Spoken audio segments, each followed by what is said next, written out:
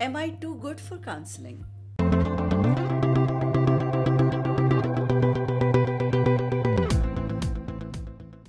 Most of you, as managers, are high achievers, intelligent people who have qualified and passed through tough exams and curriculum. The intelligence quotient of most managers is quite high. Due to your intelligence, have you ever faced an unusually high amount of self-pressure, as well as pressure from family, friends, and colleagues to do more, achieve more? Well, I have frequently worked with employees in the banking sector who face deep existential questions, such as what is the purpose of life? There is much ambition to put all that intelligence to good use, but the ways of the world, behaviors of other people around them, create invisible doubts and limit their actions. Research shows that there is an overlap between high intelligence and mood disorders. There is also a great deal of variance between constructs of sensitivity, creativity, and interpersonal relationships. So the same traits that may work in your favor with entering high paid jobs may also undermine your happiness in other areas of life.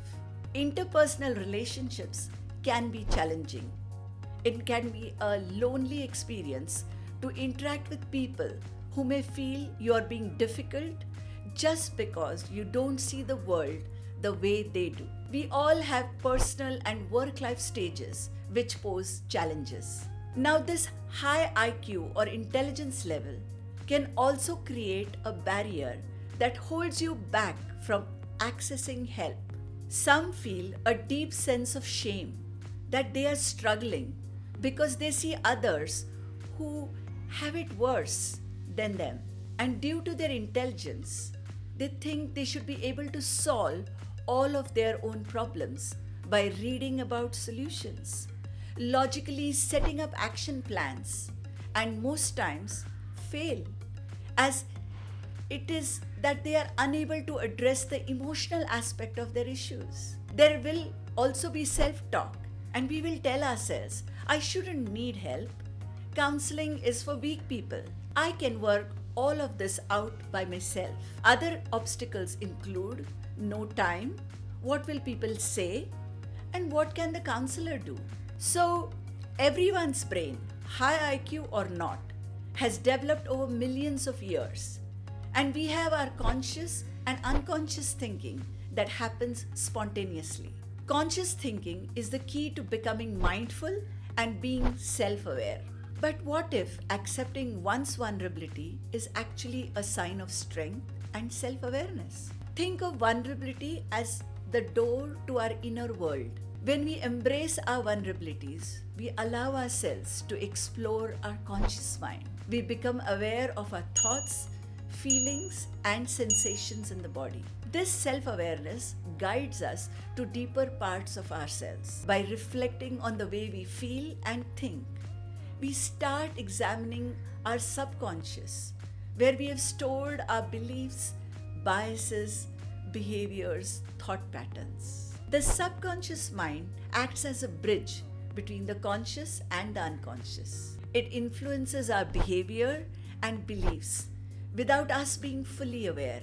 Embracing vulnerability can bring aspects of our subconscious into the light, allowing us to examine and challenge limiting beliefs.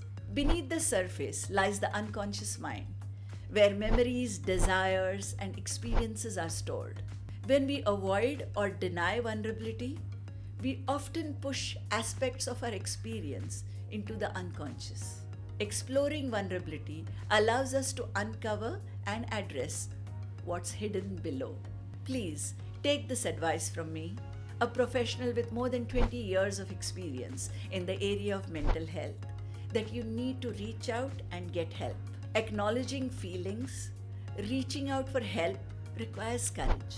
Our lives are interwoven with relationships in the workplace and at home. On a personal or professional level, we all struggle with emotions and mental blocks from time to time. Seeking help from a counselor is an important way to take care of our mental health. Let me use the analogy of a few tasks. For example, if there is a water leakage in the house, we try to fix it, but eventually call the plumber. Or if we need to open a bank account or invest, we will eventually talk to a specialist. Similarly, when we face emotional, psychological blocks and have tried to solve it but continue to struggle, we need to talk to a counselor.